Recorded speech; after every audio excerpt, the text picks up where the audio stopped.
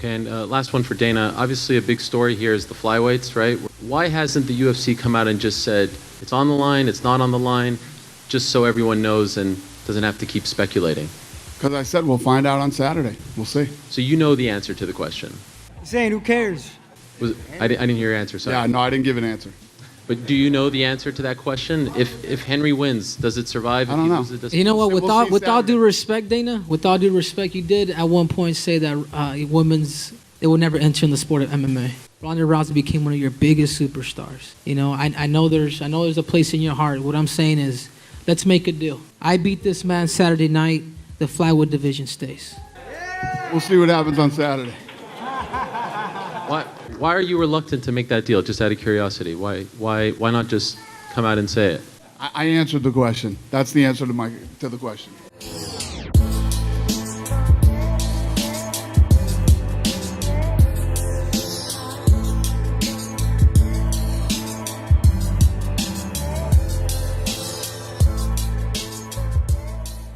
Obviously, the stakes for TJ are to become a double champion. If you win, would you then like to go up and face him for his bantamweight championship? Absolutely. I think what TJ is trying to do too, I think is very admirable. I think what he's trying to do is something that's never been done. Champions go up and win belts. Champions don't come down and win belts. What he's trying to do, and that, in my opinion, if he was to do something like that, that would have put him pound for pound the best fighter in the world. The problem is he's fighting me. That's the problem. And Henderson, who's extremely ready. And the thing is, guys, is I'm not just Dana. I can tell you right now, I'm not just. This is much bigger than me. This is for the guys. This is for all the flyweights that are not big enough to make 135 pounds. I'm fighting for those guys. I'm fighting for their family. There's a big burden. There's a big inspiration in me when I'm inspired and I know I can get things done. And there's no other better person, Dana, UFC people, than to throw the Hail Mary to than me. So thank you. To Dana, should Henry win, would you make the rematch and let him fight TJ for his bantamweight championship? I don't know yet. I mean, let's see what happens on Doesn't need to make Saturday. that decision. Ain't going to happen. Don't worry about it. Yeah, I don't know what. We got to see how the fight plays out and what happens, and we'll go. I'll tell you what, I'll give him a rematch. I want to fight him, Dana, after this fight. After I beat him at 125 pounds, I want to fight him at 135 pounds, and I want to take that belt too. TJ and Henry, what do you expect to enter the cage at? What weight? See how the body responds. You know, that's nothing. I'm going to go in comfortable. You know, I've been practicing at a comfortable weight that I can feel fast. I don't want to get too big. Obviously, you don't want to be too light, right? I want to feel what I've been practicing at. So whatever my body naturally wants to come back to after I'm rehydrated, yeah, just natural. I'm actually going to probably take the answer from him too. Take about 41, 40, feeling good, feeling strong. You know, he's right. You don't want to carry too much weight. If you get too big, you're gonna be sluggish. I believe he'll make the weight. My problem is will he recover? That's the question. And I said it time and time again. Anybody can make a weight. How are you gonna feel the next day when you go up against another animal that's made the weight, that's proven at 125 pounds? How? And you keep talking about making weight. You're the only one that's missed weight. I've never missed weight since 8 years old, ever. I'm going to make weight easier than you. I'm actually worried that you might miss weight. Actually, I'm not worried because then I'll get a little extra cash. Put it in my pocket. No, I told people, I says, if TJ misses weight, I still want to fight him, even if it's at 135 pounds. Don't worry. You know what? This is personal because there's a lot of people out there. This dude is a guy that was trying to start the union with the UFC to getting paid a shitload of money to get rid of the division. I'm doing this, TJ. I'm not doing it just for me, man. I'm doing it for everybody. I'm doing it for all the 125. And that's your problem. So you know. I'm doing this for myself. This is a selfish sport. I'm going out there and I'm winning for myself. I'm going to be the greatest. And that's exactly who he is. And that's exactly who he is. You have friends like Joe Benavidez. You have guys like Shorty Torres living with. These are all flyweights, bro. Where's your respect, man? TJ, what's stopping you from saying that you hope that the division continues? I mean, you have trained with a lot of these flyweights in the past. Man, I don't care if it stays or goes. You know what I mean? Like I've said that. It's about me, myself, my name, feeding my family. You know, like if it stays, cool. If it doesn't and I end it, I'm the champion in both weight classes anyways. It's all, I can make both weights. Let's have everyone else do it. TJ, your coach, Bang Ludwig, has been talking this week about you potentially at some point going up to fight Max Holloway. Is this something that actually interests you? So much. Absolutely, man. Making history. TJ, drink some water, man. You're going to need some. I think that's crazy. I think, number one, get past That's why you're the me. most boring fighter on the Try roster. to get past me. It's going to be no problem. And then think of Max Holloway. But he ain't getting past nobody. The flyweight division is going to get resurrected Saturday night. Henry, for you, have flyweights been reaching out to you to rally behind you for this particular fight?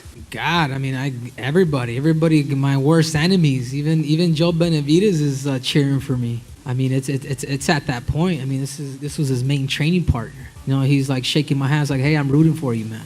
It's like, damn, this is the guy that I had bad blood with. I mean, DJ Matt Hume, they send me a text like, "Hey, we're cheering you on, buddy." I mean, it's overwhelming. I feel like the crowd's behind me. The cool thing about it, guys, is I have flyweights that actually live with me. You know, and every time I wake up in the morning, you know, I started to think about them. It's like, damn, these guys have helped me to become the best in the world, and you know, I kind of want to return that favor for them. Like, They should all realize that this is your fault. They offered you a fight at 135, you little bitch, but you wouldn't accept it. So I'm the one coming down to fight you. because Yeah, they like, wanted to get rid of the have you fight division. Dillashaw 35. So, oh, no, They wanted to get rid of the division I'm at coming down. 135 pounds, and I said no. I says, you know what? Bring him down. I want to defend my title, and then after that, I'm gonna get my rematch, and then I'm gonna take your belt.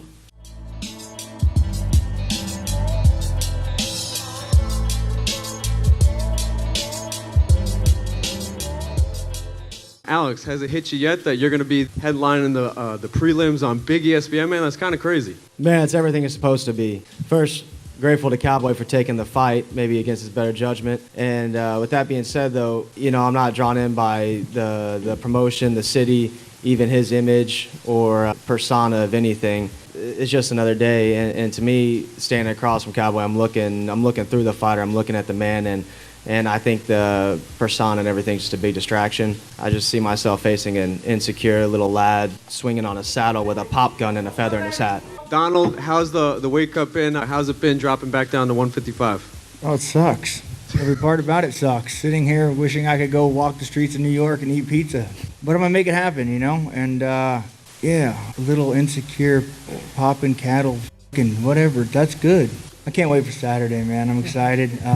Static about that. It's gonna But be a fun listen, fight. my little friend, I'm not one to sit there and talk. So if you got like big things to say, we're fighting on Saturday. Keep it professional. We just stood in the back. You didn't have much to say. So if you do, You didn't have much to say either, partner. I'll tell you this, little friend, I'll be sending your geriatric ass fucking yeehawing back to the stables on Saturday. I know, I understand you talking live, and Saturday's coming, so let's fight for money on Saturday, but I'm not Saturday the is guy coming. to sit here and talk shit to because I know what floor you're on. They f***ed up and put me in the wrong room. I'm right next to you, little motherfucker. So if you have something to say, you can come knock on my door, okay? We're not on the same floor. Yeah. I'm in a different suite, for one. And for two, you're all buddy-buddy in the back. It's calling how healthy and nice. I do look fucking healthy. I look great. You look like you've served the last 2 terms in the fucking Oval Office. You look worn out. You look aged and withered. One for Donald. This is your 40th UFC WEC fight. You've kind of done it all at this point. Does Alex's words over there, how do they affect you at this point? No, they don't affect me at all. When I left 155, I was ranked number 2. It means I beat everybody up there except for the champion. So for me to come back and for him to say he's going to steamroll me, he says I'm a stepping stone. Bitch, I'm a motherfucking boulder in your way. I fought the who's who. You are a jester in the way. You're an active participant. You're concerned with entertaining people. I'm on the road to the throne. I'm concerned with kingship. And You're a Saturday when jester. I finish you, I will You don't belong entertain across the from me as world. much as you felt belong across from you. You're a stepping stone. Alex, Donald has made no secrets over the years that he was fighting for money and all those kind of things, but now he's more straight up about his goals. He wants to fight for the lightweight title and everything. Seems to have, that. On your focus. 40th fight, if it took you that long to figure out what your goals are and that you're meant to be a champion, you're about 39 too fucking late. For me, I've known why I'm in this. I know why. I know my purpose. I know my mission, and I'm 100% committed to one thing. Unlike old day drinking Don over there, who's got mixed mistresses and a number of extracurricular activities to hide from the greatest fear in his life, which is in front of him, I focus on one thing and one thing only. I know I'm going to be a champion. He's number 2. He's always been number 2. I'm going to be number 1. Donald, when you got the fight against Alex, had you ever heard of him before? No, I have not. I Don't remember- care. Just excited to get in there and fight, man. This is my road back to the title, and little fucker's just in the way.